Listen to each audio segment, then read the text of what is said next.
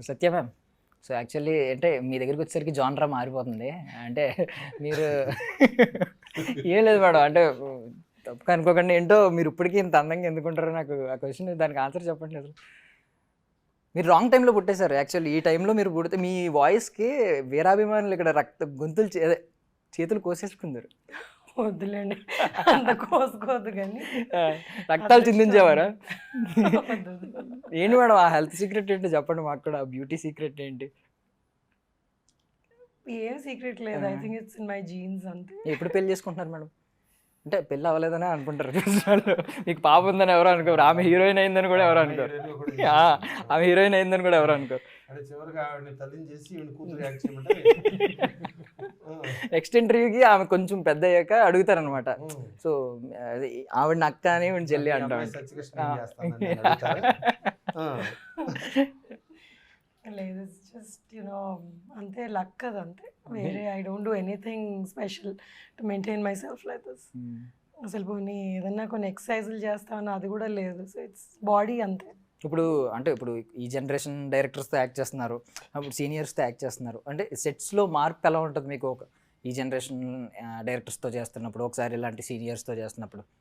అంటే ఒక్కొక్కళ్ళతోటి ఒక్కొక్కటి మనం నేర్చుకుంటాం బేసికలీ. అంటే సీనియర్స్తో చేసినప్పుడు మీరు అన్నారు వర్క్ ఎథిక్స్ కానీ ఏదన్నా కానీ, హౌ టు యునో యాక్చువల్లీ వర్క్లో మనం ఎలా ఉండాలి అన్నది వాళ్ళతో నేర్చుకుంటాం మనం. చాలా ఉన్నాయి. నేను యాక్చువల్లీ ఈ సెట్లో చాలా నేర్చుకున్నాను, ఆయన దగ్గర చాలా నేర్చుకున్నాను. అంటే ఈ ఒక్క ఇంటర్వ్యూలో చెప్పలేమన్నమాట అంత. యునో హీఈస్ ఆయన గురించి చెప్పాలంటే నేను కొన్ని వర్డ్స్లో నేను చెప్పలేను.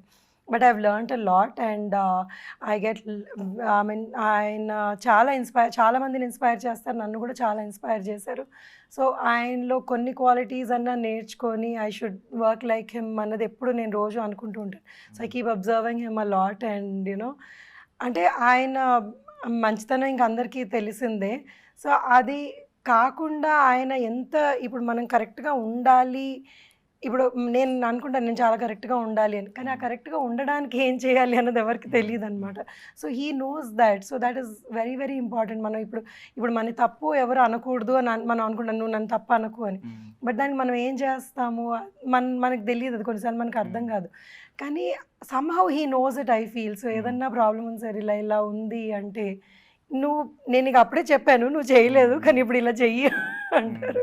సో అంటే it's not as you know you do it this way అని, కానీ ఆయన కరెక్ట్గా చెప్తారనమాట. ఆ నమ్మకం నాకుంది. So that's something which I have learn from him.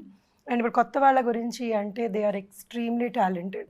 I mean I feel sometimes you know I'm like blessed to work with all newcomers because వాళ్ళు they are like you know ఇంకో లీగ్లో ఉన్నారు వాళ్ళు అసలు. యునో కొత్త టాలెంట్స్, కొంతమంది అమ్మాయిలు లేకపోతే కొత్త ఆర్టిస్టులు ఉంటారు కదా.